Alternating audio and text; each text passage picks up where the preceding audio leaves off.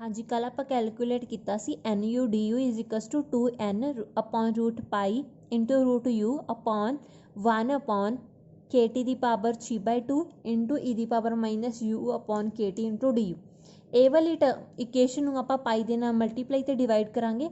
Then ਆਪਣੇ ਕੋਲ ਕੀ ਬਣ ਜਾਏਗਾ NU/DU is equals to 2πN upon pi KT ਦੀ power 3/2 root U into E ਦੀ power -U upon KT into DU।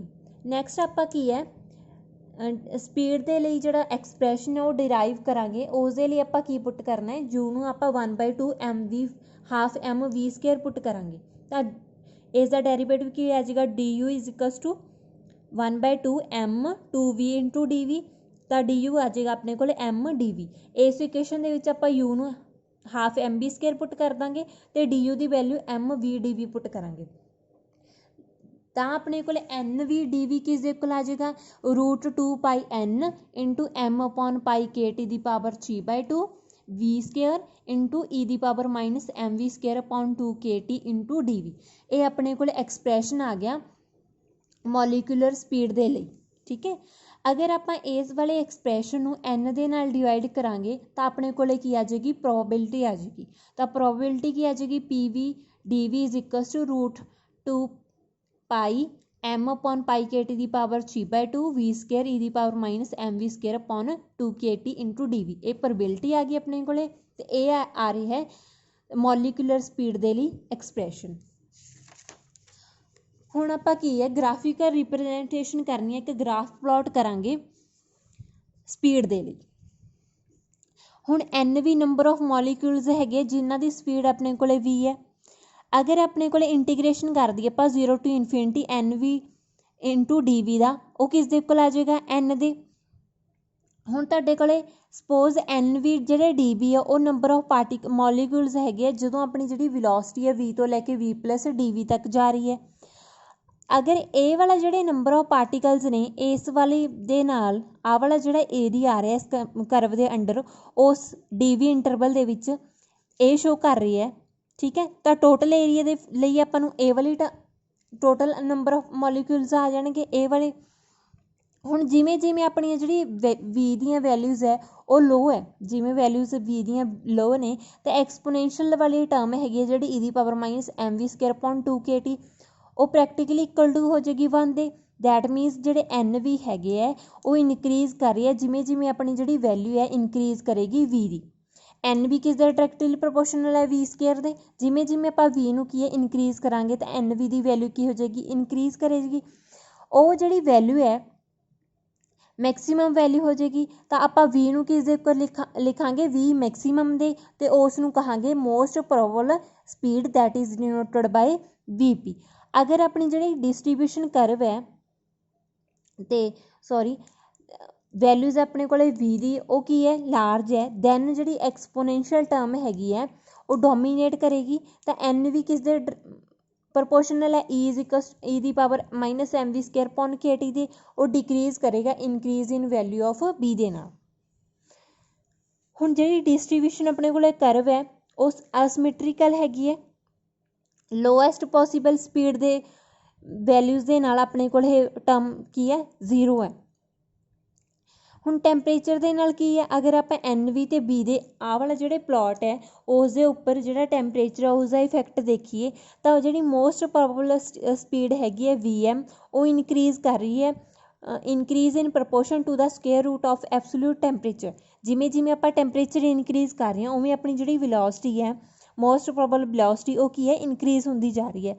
हुण T टैंपरेचर के उपर अपनी जिहड़ी करव है इस तरीके नाल आ रही है 3T के उपर इस तरीके नाल है 6T के उपर इस तरीके नाल आ रही है।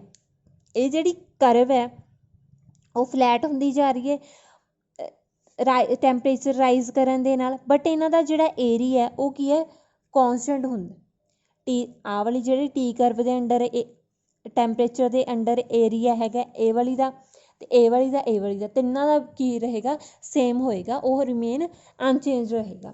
Effect of molecular mass most जिहड़ी प्रोबेबल स्पीड हैगी है BP ਉਹ ਇਨਵਰਸਲੀ ਪ੍ਰਪੋਰਸ਼ਨ ਹੈਗੀ ਆ ਰੂਟ ਐਮ ਦੇ, ਠੀਕ ਹੈ, ਰੂਟ ਐਮ ਦੇ ਇਨਵਰਸਲੀ ਪ੍ਰਪੋਰਸ਼ਨਲ ਹੈ।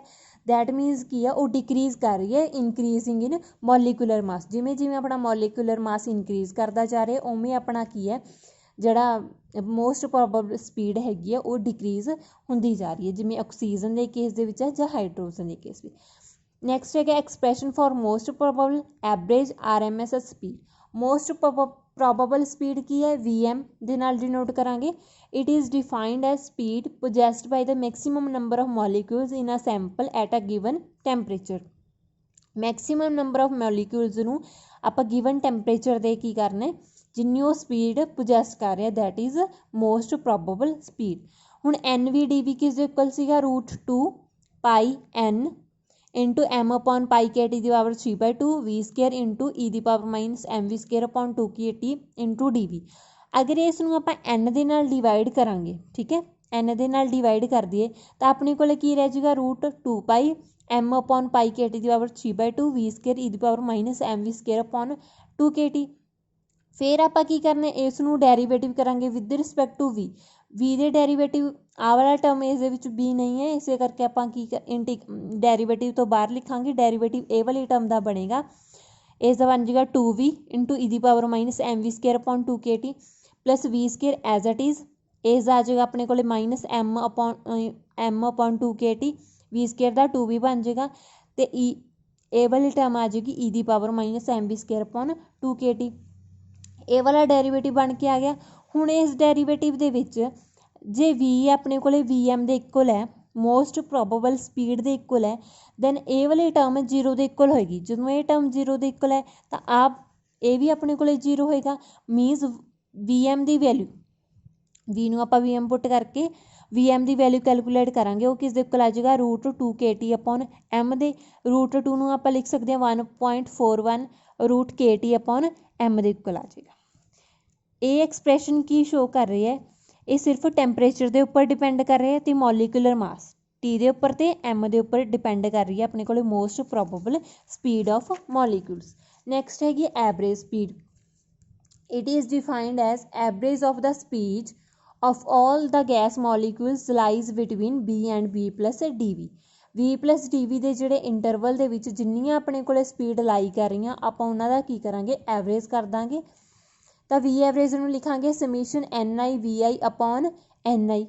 ਇਸ ਦੇ ਵਿੱਚ ਆਪਾਂ ਕੀ ਕਰਾਂਗੇ, ਇੰਟੀਗ੍ਰੇਟ ਕਰ ਦਾਂਗੇ। ਜਿਹੜਾ ਆਪਾਂ NV ਇੰਟੂ DV ਕੈਲਕੂਲੇਟ ਕੀਤਾ ਸੀ ਉਸ ਨੂੰ ਕੀ ਕਰ ਦਾਂਗੇ 1/n ਦੇ ਨਾਲ ਮਲਟੀਪਲਾਈ, ਜਾਂ ਕਹਿ ਲਓ V/n ਦੇ ਨਾਲ ਮਲਟੀਪਲਾਈ ਕਰਾਂਗੇ। ਉਸ ਤੋਂ ਬਾਅਦ ਆਪਾਂ ਇੰਟੀਗ੍ਰੇਸ਼ਨ ਕਰਾਂਗੇ। ਇੰਟੀਗ੍ਰੇਸ਼ਨ ਕਰਨ ਤੋਂ ਬਾਅਦ ਤੁਹਾਡੇ ਕੋਲ V ਐਵਰੇਜ ਕਿਸ ਦੇ ਇਕੁਅਲ ਆ ਜਾਏਗਾ 8 KT ਅਪॉन m ਪਾਈ ਦੀ ਪਾਵਰ 1/2। ਇੱਥੇ ਪਾਈ ਨਹੀਂ ਆਏਗਾ, ਇਸ ਦੇ ਇਕੁਅਲ ਆ ਜਾਏਗਾ 8 KT ਅਪॉन m the power 1/2। That means ਕੀ ਬਣ ਜਾਏਗਾ 1.59 √KT ਅਪॉन m ਦੀ। ਅਤੇ ਇਹ ਐਵਰੇਜ ਸਪੀਡ ਆਪਣੀ ਫਿਰ ਡਿਪੈਂਡ ਕਿਸ 'ਤੇ ਕਰ ਰਹੀ ਹੈ, ਟੈਂਪਰੇਚਰ ਅਤੇ molecular mass. Root mean square VRMS ਕਿਸ ਦੇ ਇਕੁਅਲ ਹੈ, square root of means of squares of speeds of all the molecules. ਆਪਾਂ ਕੀ ਕਰਨਾ ਹੈ, NVDV ਹੈਗੀ ਹੈ ਜਿਹੜੀ, ਉਸ ਨੂੰ ਕੀ ਕਰਨਾ ਹੈ V ਸਕੇਅਰ ਅਪॉन n ਦੇ ਨਾਲ ਮਲਟੀਪਲਾਈ ਕਰਕੇ 0 to ਇਨਫਾਨਾਈਟ ਇੰਟੀਗ੍ਰੇਸ਼ਨ ਕਰਾਂਗੇ ਤਾਂ RMS ਦੀ ਵੈਲਿਊ ਆ ਜਾਏਗੀ √3 KT ਅਪॉन m। √3 ਨੂੰ ਆਪਾਂ ਲਿਖ ਸਕਦੇ ਹਾਂ 1.73 ਇੰਟੂ √KT ਅਪॉन m। VM ਦੀ ਵੈਲਿਊ ਆ ਜਾਏਗੀ 1.41 KT ਦੀ ਅਪॉन 1/2। V ਐਵਰੇਜ ਆ ਗਿਆ ਆਪਣੇ ਕੋਲ 1.59 KT ਅਪॉन m ਦੀ 1/2 ਅਤੇ RMS ਆ ਰਹੀ ਹੈ 1.73 √KT ਅਪॉन m। ਤਾਂ ਇਸ ਦੇ ਵਿੱਚ ਕੀ ਹੈ, ਜਿਹੜੀ VRMS ਵੈਲਿਊ ਉਹ ਗ੍ਰੇਟਰ ਦੈਨ ਹੈਗੀ V ਐਵਰੇਜ ਦੇ ਨਾਲੋਂ, V ਐਵਰੇਜ ਗ੍ਰੇਟਰ ਦੈਨ ਹੈਗੀ ਹੈ VM ਦੇ ਨਾਲੋਂ। ਅਗਰ ਆਪਾਂ ਗ੍ਰਾਫ ਦੇ ਵਿੱਚ ਸ਼ੋ ਕਰੀਏ NF ਅਤੇ ਜਿਹੜਾ V ਦੇ ਵਿੱਚ ਆਪਾਂ ਗ੍ਰਾਫ ਪਲੋਟ ਕੀਤਾ ਉਸ ਦੇ ਵਿੱਚ VRMS ਦੀ ਵੈਲਿਊ ਇਹ ਵਾਲੀ ਹੈ, ਸਭ ਤੋਂ ਜ਼ਿਆਦਾ ਹੈ। RMS ਦੀ ਵੈਲਿਊ ਫਿਰ ਆਪਣੇ ਕੋਲ V ਐਵਰੇਜ ਹੈ, ਫਿਰ ਤੁਹਾਡੇ ਕੋਲ ਕੀ ਹੈ VM ਹੈ। ਤਾਂ ਇੱਥੋਂ ਆਪਾਂ ਤਿੰਨਾਂ ਦੇ ਵਿੱਚ ਰਿਲੇਸ਼ਨ ਫਾਈਂਡ ਆਊਟ ਕਰ ਸਕਦੇ ਹਾਂ VM, V ਐਵਰੇਜ ਅਤੇ VRMS ਦੇ ਵਿੱਚ।